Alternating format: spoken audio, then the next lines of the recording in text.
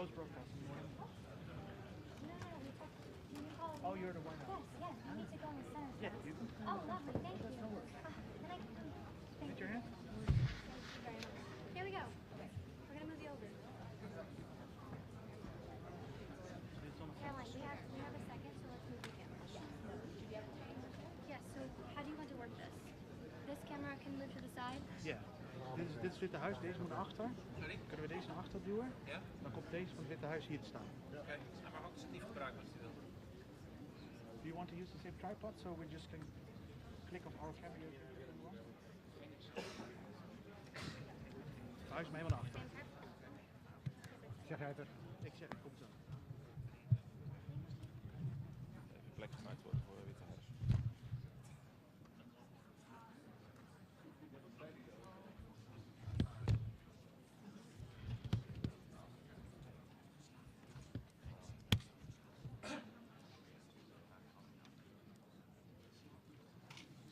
Ze zijn niet heel vriendelijk, zeg maar.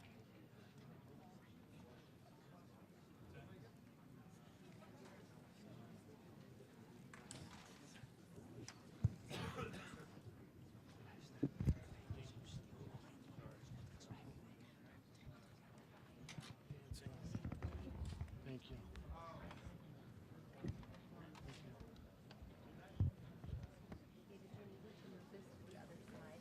Ja, hang on. Dat maakt het uit.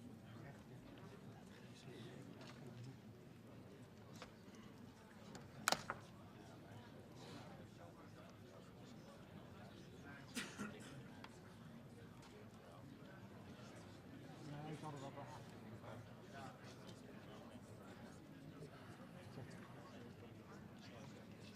Ja, ze willen gewoon een eigen ding.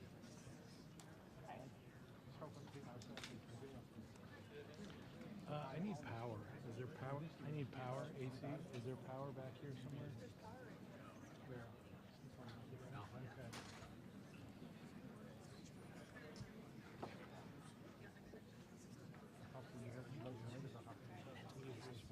It's English. It's on two. Okay. Thank you. What else do you need from us? Let me come up there.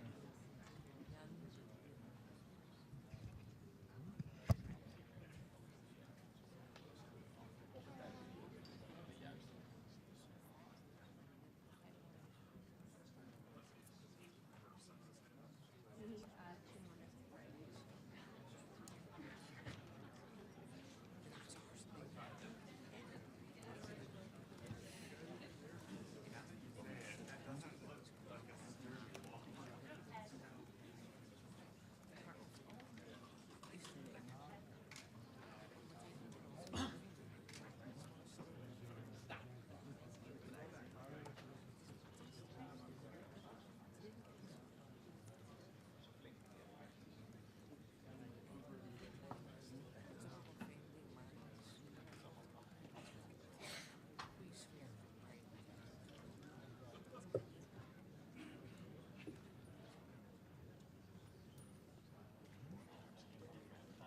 Maakt niet uit.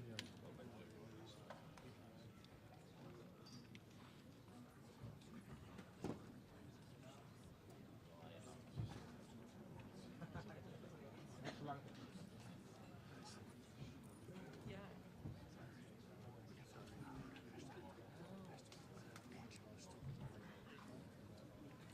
Ja, die zijn ook wel waarschijnlijk van de Amerikaanse media.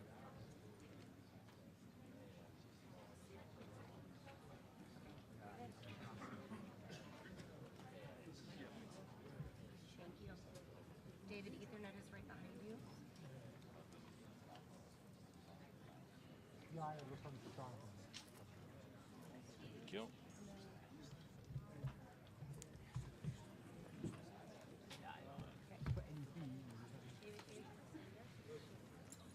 Jullie zijn al 6, dan hangt er ook nog één hoog achter.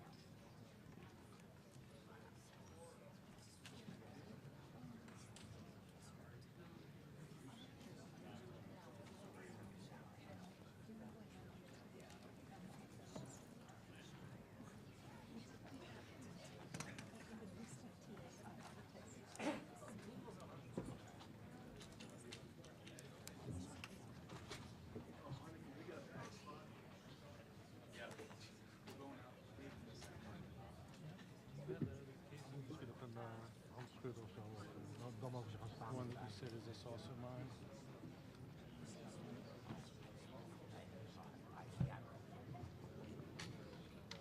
Let's get.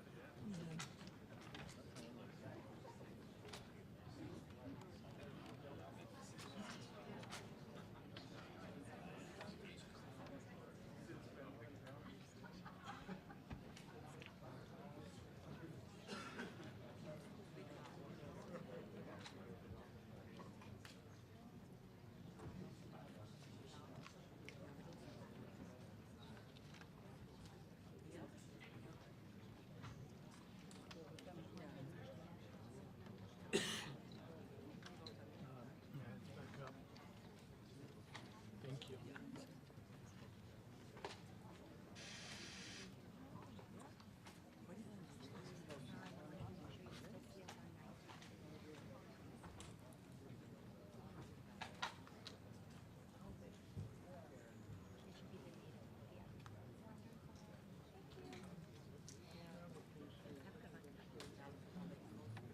Thank you.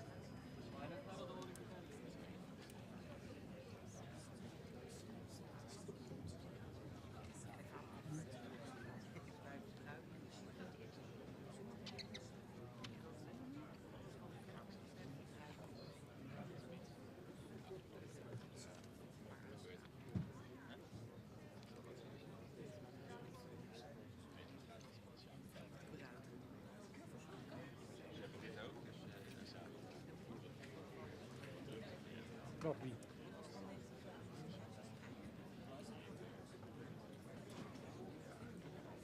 Natuurlijk. En wij toch ook? Wij niet, maar...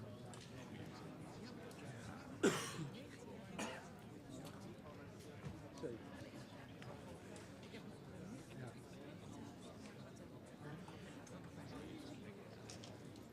Ik heb het gemist.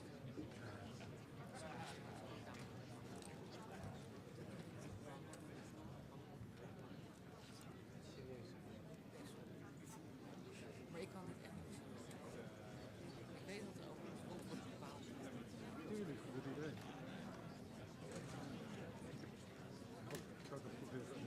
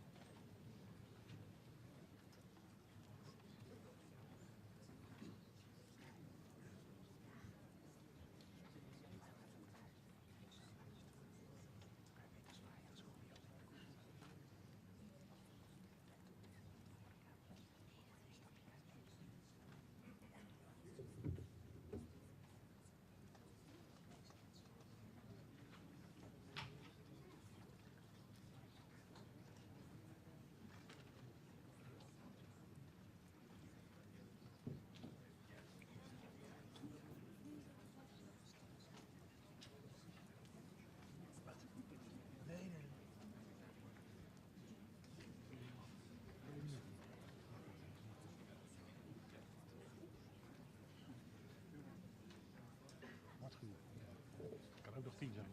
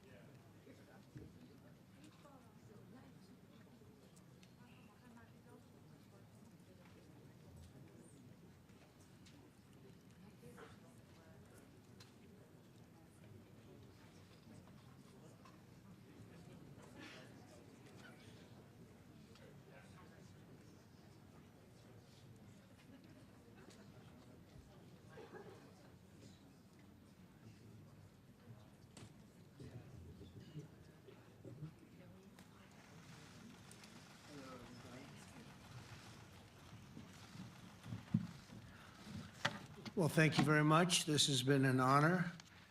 It was a fairly long trip, but worth it. Tremendous things have been accomplished, as you probably noticed.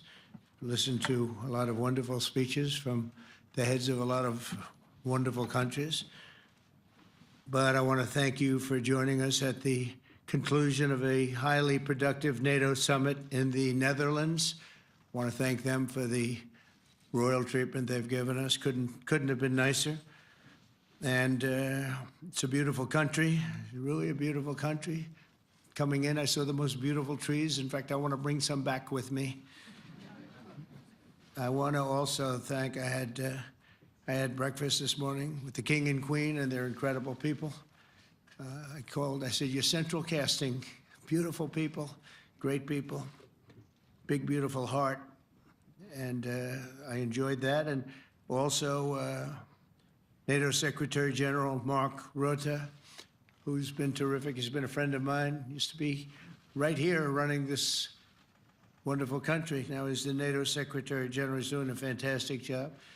And the Prime Minister, we appreciate everything you've done. And as you know, last weekend, the United States successfully carried out a massive precision strike on Iran's nuclear enrichment facilities, and it was very, very successful. It was called obliteration. No other military on earth could have done it, and now this incredible exercise of American strength has paved the way for peace with a historic ceasefire agreement late Monday, and we call it the 12-day war. Spoke to a few people. I guess that just sounded like the right name. It was a 12-day war. And we think it's over. I don't think they're going to be going back at each other. I don't think so. Not only have we dealt decisively with the critical threat of Iran's nuclear program, which was what I wanted. I said, Iran cannot have a nuclear weapon. I've said that for 15 years, long before I decided to do the political thing. But we've also reasserted the credibility of American deterrence, which is like no other. The people at NATO said there's Never been anything. You know, I rebuilt the entire military during my first term. And we have a great military. We have great generals. I got to know the good ones and the bad ones. We kept the good ones. Over the past 2 days, I was honored to participate in the NATO leaders meeting and also had extremely good individual discussions with the King and the Queen, Secretary General Ruta, and the Prime Minister. Great discussions. Very knowledgeable people. Major focus of our conversations at the summit was the need for other NATO members to take up the burden of the defense of Europe, and that included the financial burden. As you know, it was 2%, and we got it up to 5%. And they said, a couple of them came up to me, one in particular said, "Sir, we've been trying to get it up to 3% for 20 years, and we haven't been able, and you got it up to 5%. So they're going to be, most of them, I guess almost all of them, are going to be contributing now 5%, a number that people are surprised at, but you need it today. The United States accounts for 2/3 of all NATO defense spending, and since I began pushing for additional commitments in 2017, believe it or not, our allies have increased spending by $700 billion. I said to people, you don't have any money, and a lot of them weren't paying. And so I started the process, and I picked it up as soon as I got back, which is 6 months ago. And following my election last November, almost all have accelerated plans to reach the 2%, 3%, 4%, and then ultimately, very quickly, 5%. And all of this is going to be done very quickly, almost immediately. You probably know this as well as I do. I'm sure they've been talking about it. It's really been a big focus. In a very historic milestone this week, the NATO allies committed to dramatically increase their defense spending to that 5% of GDP, something that no one really thought possible. And they said, "You did it, sir, you did it." Well, I don't know if I did it, but I think I did. This will be known as the Hague Defense Commitment, which is pretty good, pretty appropriate. When the allies reach this number, it will add more than $1 trillion a year. Think of that, $1 trillion per year to our common defense. And this is a monument really to victory, but it's a monumental win for the United States, because we were carrying much more than our fair share. It was quite unfair, actually. But this is a big win for Europe and for actually Western civilization. For years, past administrations failed to get most allies to contribute even the 2%. I remember when I came here, we had 4 countries that were up to 2%, and I remember Poland was there. A couple of them were there, and but most of them were. We had 28 at the time. As you know, it's increased a little bit, and they've agreed now to more than double their budgets in all cases. And Europe stepping up to take more responsibility for its security will help prevent future disasters like the horrible situation with Russia and Ukraine, and hopefully we're going to get that solved. Last week they lost 7,000 soldiers, mostly soldiers, but they're also getting hit in Kiev. They're getting hit in some of the towns also. And that means life. Life is disappearing also in the cities and towns. Should have never happened, would have never happened if I was president. I said it 1,000 times, and it never did happen. It's never even thought about.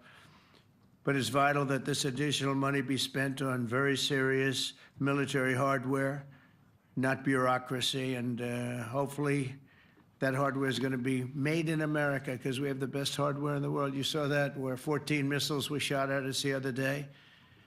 And they were very nice. They gave us warning. They said, "We're going to shoot them. Is 1 o'clock okay?"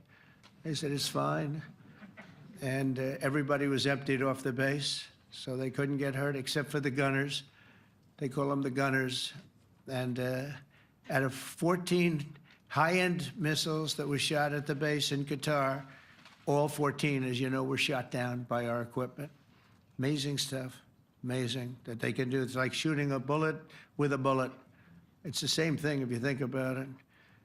14 out of 14, and they weren't even that surprised. I said, "Do you do that well often?" They say, "We pretty much do, sir." The Ukraine crisis has also highlighted the urgency of rebuilding our defense industrial base, both in the United States and among the allied nations. We cannot afford to be dependent on foreign adversaries for critical minerals. And as you know, we made a deal with Ukraine to take a vast amount of the land they have for minerals. We need it. And once again, I want to thank all of the people in the Netherlands, incredible people. It's a great place. And all of the NATO allies for the tremendous summit that we just had. A letter just came in, and a statement came in from the Atomic Energy Commission of Israel. And I just wanted, this is an official letter, and they're very serious people, as you know. The devastating U.S. strike on Fordo destroyed the site's critical infrastructure and rendered the enrichment facility totally inoperable. It was devastated. We assess that the American strikes on Iran's nuclear facilities has set back Iran's ability to develop nuclear weapons for many years to come. This achievement can continue indefinitely if Iran does not get access to nuclear material, which it won't. It's so sad that that whole thing had to go. But I just want to thank our pilots. You know, they were maligned and treated very bad, demeaned by fake news CNN, which is back there, believe it or not, wasting time, nobody's watching them, so they're just wasting a lot of time, wasting my time. And the New York Times, they put out a story that, well, maybe they were hit, but it wasn't bad. Well, it was so bad that they ended the war. It ended the war. Somebody said in a certain way, you know, that it was so devastating, actually. If you look at Hiroshima, if you look at Nagasaki, you know, that ended a war too. This ended a war in a different way, but it was so devastating. Also, they have, out of Dubai, just came that Iran's foreign ministry spokesman, this is Iran's foreign ministry, says its nuclear installations were very badly damaged by the American strike. So what bothered me about these reports with fake reports put out by the New York Times, failing, I call it the failing New York Times because it's doing terribly. Without me, it would be doing no business at all. But, and by fake news, CNN and MSDNC, all of these terrible people, you know, they have no credibility. You know, when I started, they were at 94% credibility, the media. Now it's at 16%. And I'm very proud of it because I've exposed it for what it is. But when I saw them starting to question the caliber of the attack, was it bad? Well, it was really bad. It was devastating. They were obliterated. In fact, you can't get into the tunnels. They just put that over. That just came out. They can't, there's nothing, there's no way you can even get down. The whole thing is collapsed in a disaster. And I think all of the nuclear stuff is down there because it's very hard to remove. And we did it very quickly. When they heard we were coming, it was, you know, you can't move it. Very hard, very dangerous, actually, to move to. And they also knew we were coming, so I don't think too many people want to be down there knowing we're coming. With the bunker busters, as we call them, we're the only ones that have them. We have the best equipment, best nuclear equipment, and we have the best equipment in the world. And by the way, we can't forget our submarine, which was out there, submarines actually, but submarine was out there. We shot 30 rockets into an area, every single one of them. I think it was almost 400 miles away, I think, Pete, right? 400? And long. It was in the ocean, long ways away. And we shot a total of 30. Every single one of them hit within 9 inches from where it was supposed to be. It took out a lot. Because we didn't do just Fordo, we did 2 others in addition, which hadn't been completely destroyed. So we hit them with a submarine from hundreds of miles away. Amazing, just amazing equipment. Greatest submarines in the world. Nobody's even close. They're 20 years behind us when it comes to submarine technology. So that's one, and the other was from the Atomic Energy Commission. And they have about 3 or 4 of them now coming in from atomic energy commissions from various places. But the one that we have that just came out, we released it a little while ago, was from the Israeli Atomic Energy Commission. But numerous of them are getting to see the site, and the site has been demolished. And again, we had these brave patriots these incredible flyers, these people that can fly a plane better than anybody can fly a plane, going into very hostile territory, flying into the territory that has got more missiles and things pointed at it, but it was very stealth. They didn't get to see it. It was dark. That's the amazing thing about the shots. They hit the shots perfectly, and yet it was dead dark. There was no moon. There was no light. It was virtually moonless. It was very dark, and the shots were hit perfectly. But when they get demeaned, and they were very upset about it because they knew how strong it would be. Back in Missouri, the pilots flew about 36 hours, 2 ways, far distance, and in those incredible B-2s. And we then had the F-22s, and we had the F-35s, and we had other planes, and we had, I think, a total of 52 tankers. That means the big tankers, because the refueling was a lot for all of the different planes that we sent. Incredible operation, and I have to say, General Raisin Kane was incredible. That's why he beat ISIS, and we beat ISIS in a matter of weeks. I was told it would take 4 to 5 years. We did it in a few weeks, and he was great. That's why he's the head of the Joint Chiefs of Staff right now, because I had a very good experience with him. He knocked out ISIS in a period of literally a few weeks. Amazing. And it was supposed to take a few years, 5 years to be exact. So we had a great victory there, and we then came here, and I think we had a great victory here. But this is an ongoing project. This is the safety of Europe, the safety of the world. And they've raised it from 2% to 5%, something which nobody, and you're talking about over $1 trillion a year. So we're talking about a lot of money from coming in from countries that were not paying nearly enough to be effective. So I have, as you know, Marco Rubio with me, and Pete Hegseth, Secretary of State and Secretary of War. Should we say Secretary? You know, it used to be called Secretary of War. Maybe for a couple of weeks we'll call it that, because we feel like warriors. It used to be called Secretary of War. In fact, if you look at the old building next to the White House, you can see where it used to be Secretary of War. Then we became politically correct, and they called it Secretary of Defense. I don't know, maybe we'll have to start thinking about changing it, but we feel that way. Do we have any questions, please? Wow. That's a lot of questions. Who's a nice person? Oh, you're not a nice person, but I'll let you ask one. Go ahead. What's he going to ask? He is not nice at all. I know him well. Thank you, Mr. President. Yeah. Thank you for taking the time before flying home. You just said you believe the conflict between Israel and Iran is over. What makes you so confident it is? And what do you do if it isn't? Because I dealt with both, and they're both tired, exhausted. They fought very, very hard and very viciously, very violently, and they were both satisfied to go home and get out. And can it start again? I guess someday it can. It could maybe start soon. I think a big telltale sign was when, as you know, Iran somewhat, by not much, violated the ceasefire, and Israel had the planes going out that morning, and there were a lot of them, 52 of them. And I said, you got to get them back. And they brought them back. They didn't do anything. They brought them back. It was very good. I thought it was amazing, actually. They have fought a hell of a war. They fought very hard. I think the war ended, actually, when we hit the various nuclear sites with the planes. And I just hope you people can give these pilots, these are the best pilots in the world. They're the best shots in the world. They call them shots. That's what they are. And wait a minute. And I just hope you can give them the respect they deserve, because they came home to fake news. And like, oh, gee, there was hardly any damage. The things are decimated.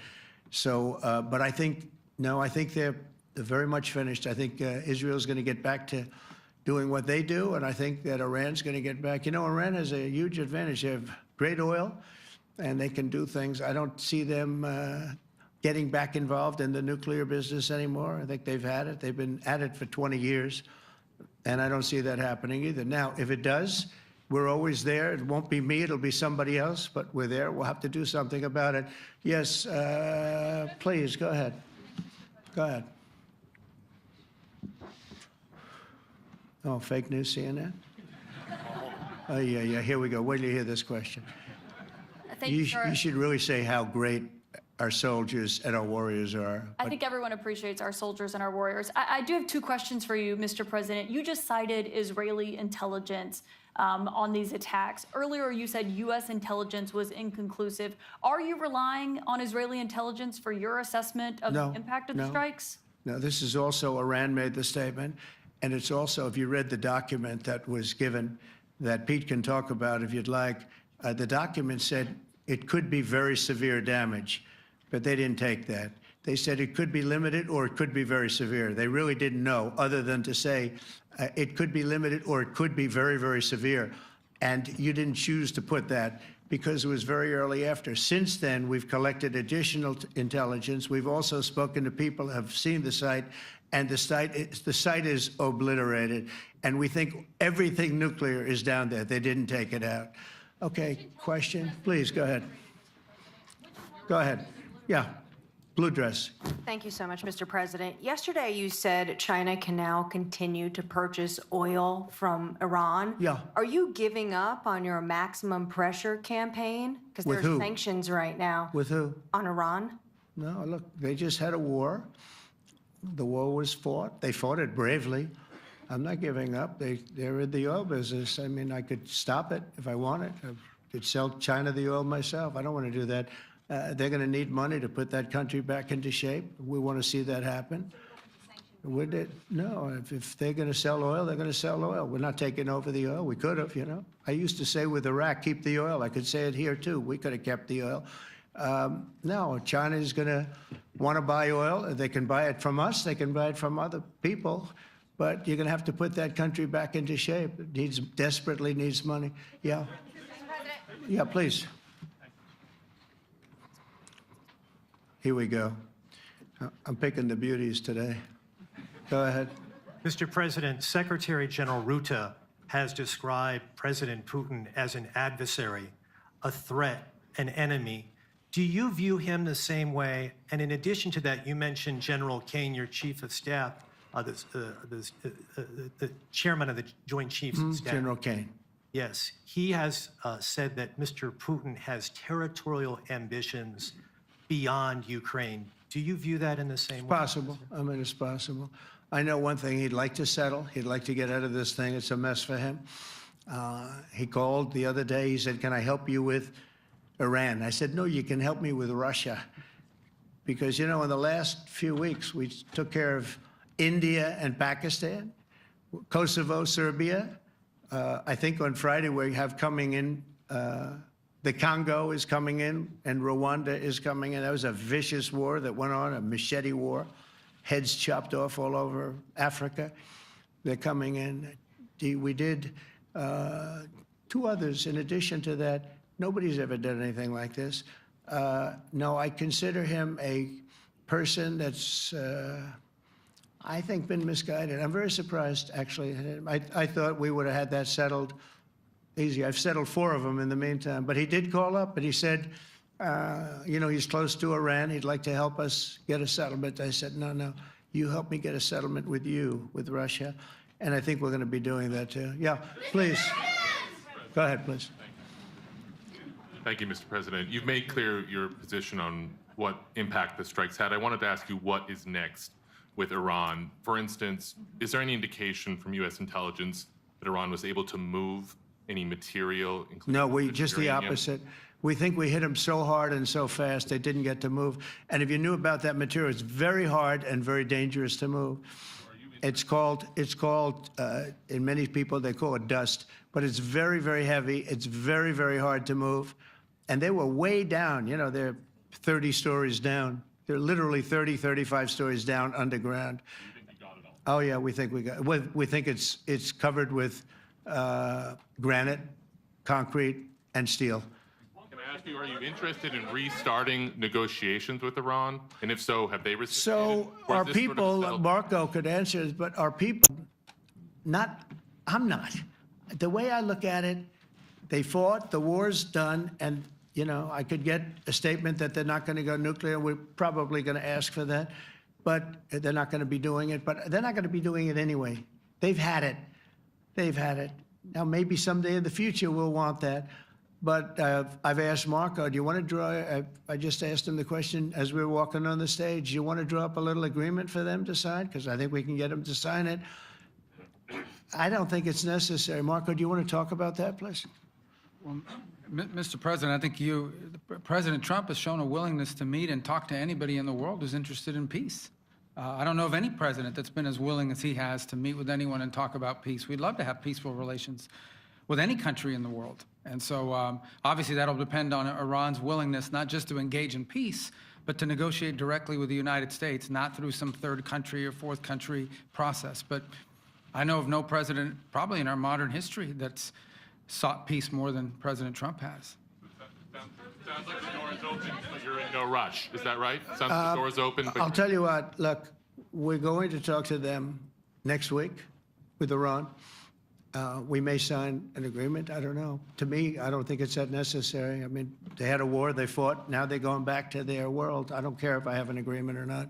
The only thing we'd be asking for is what we were asking for before about we want no nuclear, but we destroyed the nuclear. In other words, that's destroyed. I said, Iran will not have nuclear. Well, we blew it up. It's blown up to kingdom come. And so I don't feel very strongly about it. If we got a document, wouldn't be bad. We're going to meet with them, actually. We're going to meet with them. Yeah. Yeah, go ahead, please. Yes. Mr. President, Netherlands TV, thank you for visiting our country. Good. As I understood, Thank you. I, of course, would like to know how you slept last night at the House of the King. Oh, I slept beautifully. But probably a more serious question. I think you just had a meeting with President Zelensky.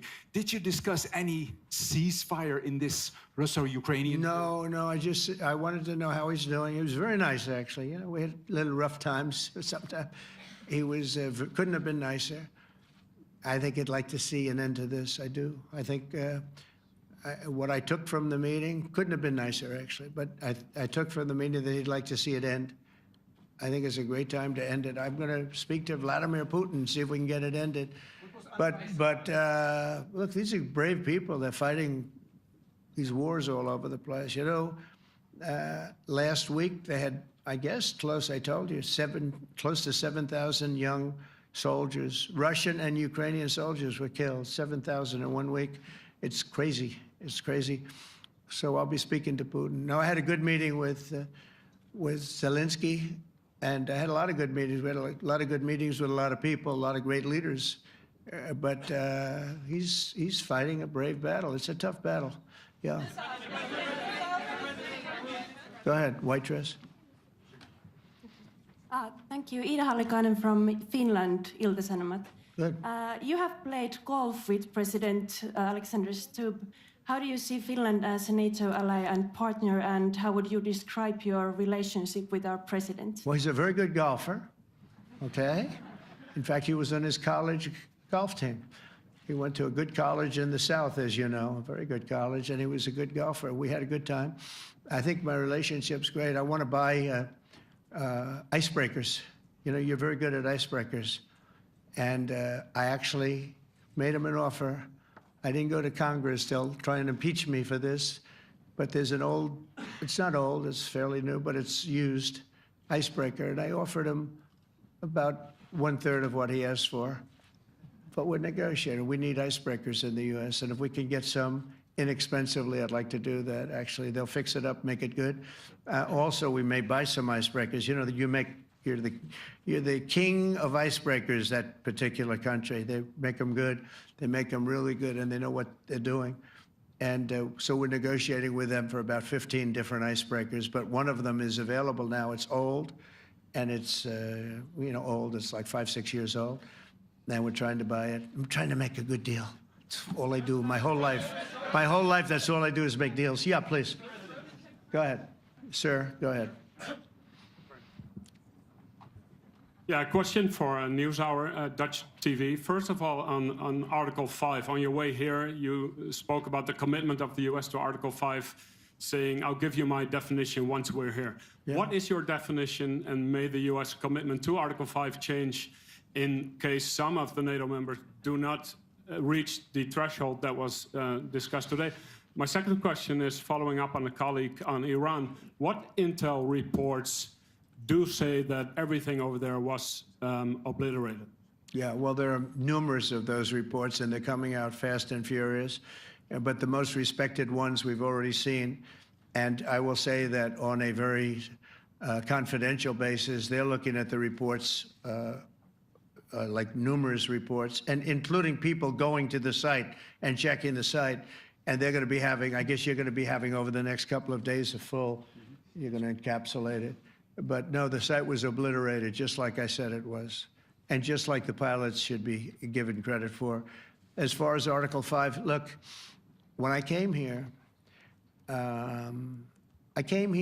because it was something I'm supposed to be doing, but I left here a little bit differently. I said, I watched the heads of these countries get up, and the love and the passion that they showed for their country was unbelievable. I've never seen quite anything like it.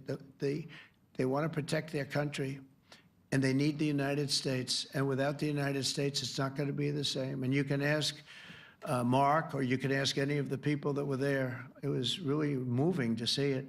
They love their country. They were so respectful of me because I'm the head of the United States. And I made, you know, the King of Saudi Arabia, when I was in the Middle East, so I was in Qatar for a different reason, not a reason to get shot at. We were in there for economic development reasons, Qatar, UAE, and Saudi Arabia. All three leaders of those countries, and we took back $5.1 trillion into the United States. All three leaders said, you know, you're presiding over the hottest country in the world. The United States right now is the hottest, everybody wants to be there, everybody wants a piece of it. He said, a year ago, your country was dead.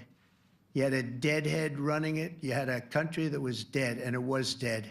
You had people pouring through the borders. You had inflation. You had everything. He said, you've made it in 5 months at that time. You've made it the hottest country. This is the hottest country in the world. The United States right now is the hottest country in the world. And when I was around that table, it was a nice group of people, many of whom I knew from previous.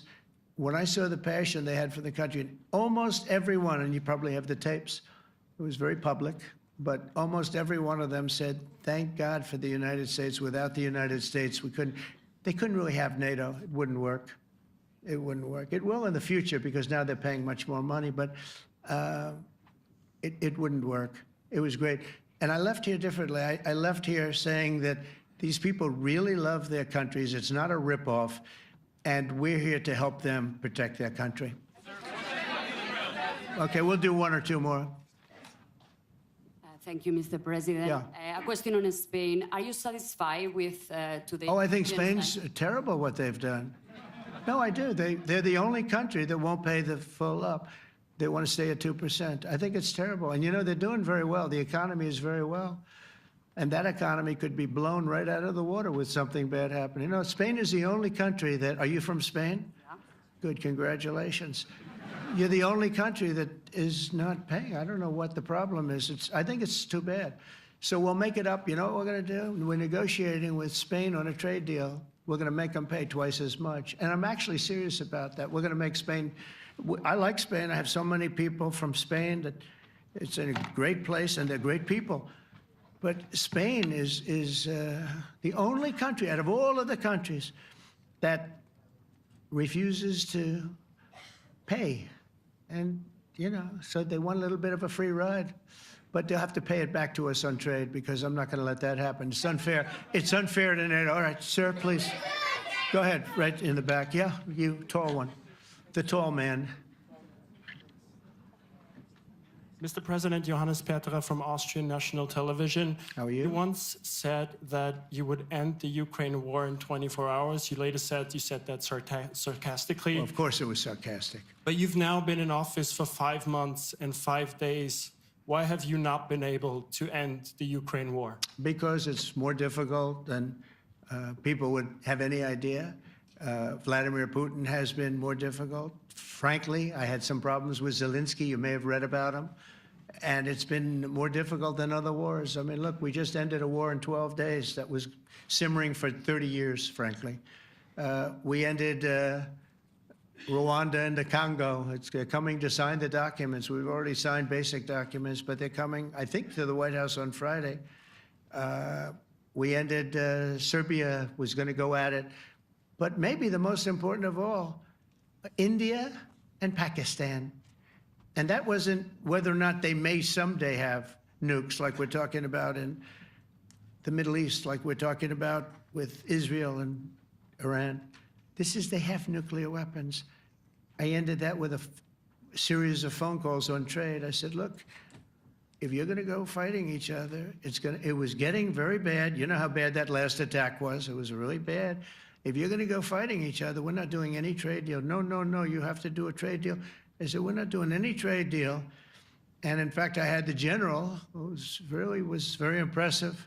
The general from Pakistan was in my office last week. You know, Prime Minister Modi is a great friend of mine. He's a great gentleman. He's a great man. And I got them to reason. I said, we're not doing a trade deal if you're going to fight. And if you're going to fight each other, we're not doing a trade deal. And you know what? They said, no, I want to do the trade deal. We stopped the nuclear war. Go ahead. Go ahead, Jeff. Here's another beauty, Jeff. He's a beauty, all right. Go ahead. Mr. President, to follow up on Ukraine, will the United States contribute any more money to Ukraine's defense this year to the $5 billion that allies are giving? And one question, you had another meeting with the Dutch opposition leader, Mr. Wilders. Can you tell us about that meeting? And are you upset about his anti-Muslim stance? I'm not upset about it. It's just his view. He's unhappy with the way things are going in this country and various countries. He was an opposition leader. And I was asked to meet with the opposition leader by the people that are running. I think they have some deal where if you have a meeting, you're supposed to meet with an opposition leader. I said, that's strange. We don't do that. But I met with I didn't know him. He seemed like a very nice guy, but he's in opposition to the current people, and that was set up by the current people. So I assume when I met with the Prime Minister, you're supposed to meet with the opposition. We'll have to try that sometime in our country. Let's not do it. But I thought he was very good. As far as money going, we'll see what happens. There's a lot of spirit. Look, Vladimir Putin really has to end that war. People are dying at levels that people haven't seen before for a long time. Go ahead. Go ahead. White shirt. Oh, she's all excited. So, BBC News Ukrainian. Where are you from? I'm from Ukraine. Oh, so my wow. question to you is whether or not the U.S. is ready to sell anti-air missile systems Patriot to Ukraine. We know that Russia has been pounding Ukraine really heavily right now. Are you living yourself now in Ukraine? My husband is there. Wow. And I can see you're very, it's amazing. And me with the kids, I'm in Warsaw actually, because he wanted me to be. Is your husband a soldier? No? He's. He's there now? Yeah. Wow. That's rough stuff, right? That's tough. And you're living here? In Warsaw. And you're a reporter? I am. Good. So let me just tell you, they do want to have the missiles, okay, as they call them, the Patriots. And we're going to see if we can make some available, They're very hard to get. We need them too. We were supplying them to Israel. And they're very effective, 100% effective. Hard to believe how effective. And they do want that more than any other thing, as you probably know. That's a very good question, and I wish you a lot of luck. I mean, I can see it's very upsetting to you. So say hello to your husband, okay? Thank you. Go ahead. Thank you. Thank you, Mr. President. You were criticizing... Where are you from? Bloomberg News. Oh, Bloomberg. That's wonderful. You were criticizing the Federal Reserve Chair before coming to this summit. Yeah, I think he's terrible. I was wondering if you've begun interviewing different candidates for the Fed pick. Yeah, I know within 3 or 4 people who are going to pick. I mean, he goes out pretty soon, fortunately, because I think he's terrible. We have no inflation. We have a tremendous economy.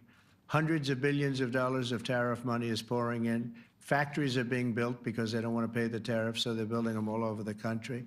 I think we're close to $15 trillion. I told you $5.1 trillion from the Middle East alone, but of investment money coming in. There's never been anything like that in the history of our country. But we have no inflation. And we have borrowing because Biden, stupidly, they did short-term debt. So we have borrowing coming up. And, we'll go 10 years, maybe longer, maybe shorter, but we'll go a long period of time when we do the debt. And because of him, because of this guy, we will have to pay for years. We'll be paying for him. And I said to him, listen, there's no inflation. He says, but maybe there'll be some. That's true. I said, if there is some, what you do is raise the rate. I'm okay with that. You raise the rate in 2 years from now or in a year from now. But because the rate's high, we have to pay more for debt. It's pretty equal. In other words, if it's 4%, it's 4%. If you drop it a point, you'll pay 3%. So it's fairly equal, not necessarily, but fairly equal. So we're going to end up paying maybe 2 points or 3 points more.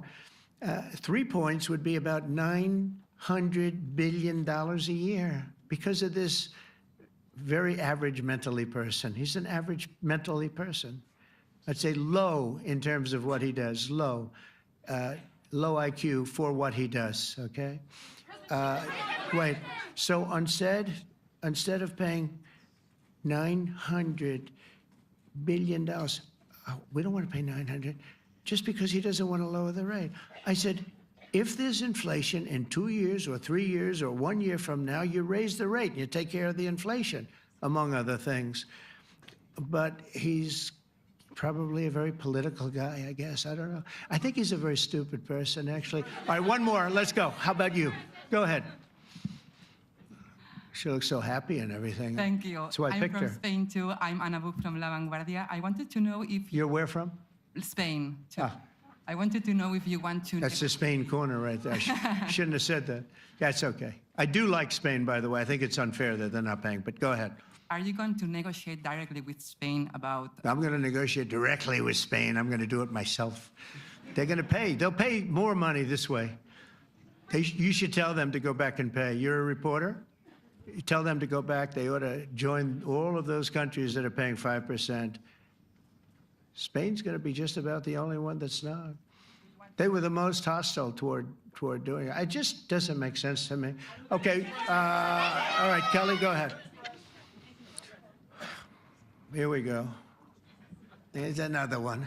Hello, sir. Thank you very We got them all today. Okay.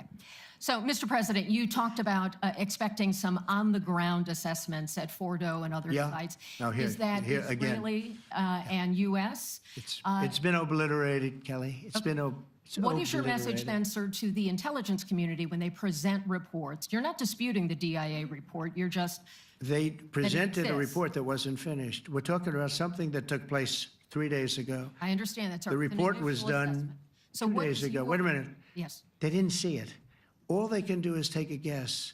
Now, if you take a look at the pictures, if you take a look how it's all blackened, you know the fire and brimstone is all underground because it's granite and it's all underground. You don't show it. But even there, with all of that being said, the whole area for 75 yards around the hole where it hit is black with fire. The group that's run by this gentleman, in fact, you may want to talk about it for a second because we're going to issue a report. And I think it's not even a very exciting report at this point. It's been obliterated, totally obliterated.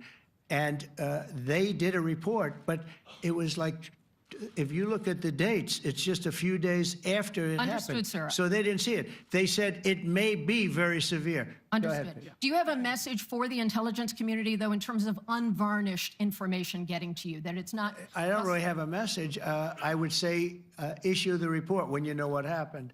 I wouldn't say that it could be severe or maybe not. They use the word severe. It could be severe or maybe it's not.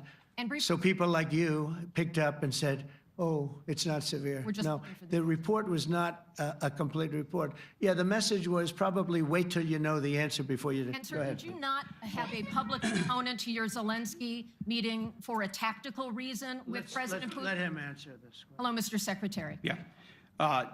There's a reason the president calls out fake news for what it is. These pilots, these refuelers, these fighters, these air defenders, the skill and the courage it took to go into enemy territory flying 36 hours on behalf of the American people and the world to take out a nuclear program is beyond what anyone in this audience can fathom. And then the instinct of CNN, the instinct of the New York Times is to try to find a way to spin it for their own political reasons to try to hurt President Trump or our country. They don't care what the troops think. They don't care what the world thinks. They want to spin it to try to make him look bad based on a leak. Of course, we've all seen plenty of leakers. And what do leakers do? They have agendas. And what do? Do they share the whole information or just the part that they want to introduce? And when they introduce that preliminary, a preliminary report that's deemed to be a low assessment, you know what a low assessment means? Low confidence in the data in that report. And why is there low confidence? Because all of the evidence of what was just bombed by 12 30,000-pound bombs is buried under a mountain, devastated and obliterated.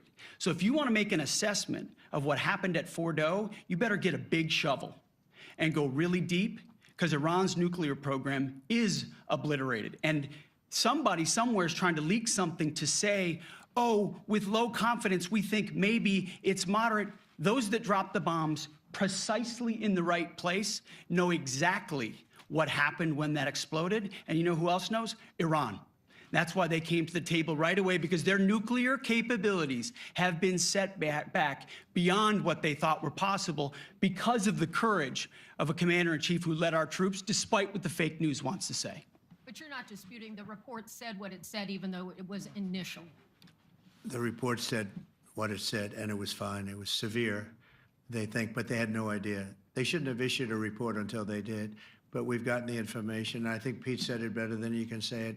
And you know, you should be proud, you, especially you, should be proud of those pilots, and you shouldn't be trying to demean them. No, those pilots flew at great risk, a big chance that they'd never come back home and see their husbands or their wives. Let me just tell you, you and NBC, fake news, which is one of the worst, and CNN, New York Times, are all bad. They're sick. There's something wrong with them. But you know what? You should be praising those people instead of trying to find some.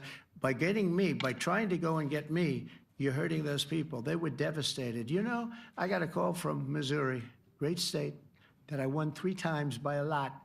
And I got a call that the pilots and the people on the plane were devastated because they were trying to minimize the attack. And they all said it was hit. But we don't think it was really maybe hit that badly. And they were devastated. They put their lives on the line, and then they have, and I'm not referring to you, but real scum come out and write reports that are as negative as they could possibly be. It should be the opposite. You should make them heroes and heroines. You should make them really people that they were so devastated when they heard this news. And you know what they said? One of them, I spoke to one of them, said, "Sir, we hit the site. It was perfect. It was dead on." Because they don't understand fake news, because they have a normal life, except they have to fly very big, very fast planes. But it's a shame. You should be making them heroes. All right, in the back. Go ahead, back, white, yeah. White jacket, yeah. Go ahead, give him a mic. Hello. Deborah Haynes from Sky News. Good. Mark Rutte, the NATO chief, who is your friend, he called you daddy earlier. Do you regard your NATO allies as kind of children? No, he likes me. I think he likes me. If he doesn't, I'll let you know. I'll come back and I'll hit him hard, okay? No? He did it very affectionate. Daddy, you're my daddy. Do you regard your NATO allies, though, as kind of like children, and they're obviously listening to you and they're spending more, and you're obviously appreciative of that, but do you hope that actually they're going to be able to defend themselves, defend Europe on their own? I think they need help a little bit at the beginning, and I think they'll be able to, and I think they're going to remember this day. And this was a big day for NATO. You know, this was a very big day. They took it. One of the gentlemen said, you know what? We've been trying to raise money raise the rate for 30 years, he said, 20 years, from almost the beginning. And he's been there for a long time. He said, until you came along, it never happened. What you did is amazing. It's been sort of an amazing day for a lot of reasons, but also for that. Yeah, go ahead. Do you think they can do it without you, though, in the future? Can they do it without Well, ask Mark. I mean, you have to ask Mark, okay? So we're heading back. We're heading back. I want to thank these 2 gentlemen behind me. They're incredible people, both of them. They've done a fantastic job. And Susie's in the front, and she's done great. And Monica, thank you very much. It was quite an exciting time. and we're going to be heading back. We'll be back soon, and we'll see you in Washington, D.C. Remember this, we have the hottest country anywhere in the world. Thank you very much, everybody. Thank you.